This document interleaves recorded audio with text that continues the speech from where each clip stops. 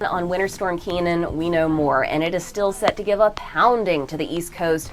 That will see heavy snow, strong winds, low visibility. We'll also see high surf beginning to build, and the cold, the very dangerous and extreme cold. So look for big drops in your thermometers, lots of single-digit temperatures on Saturday across New England. Dangerous wind chills, as we've been mentioning. Peak intensity expected off the New England coast, where we could see 2 to 4 inch snowfall rates. Snow should taper off for most locations by later in the day Saturday into Sunday, but there's still going to be those dangerous wind chills we keep talking about through the back part of our weekend.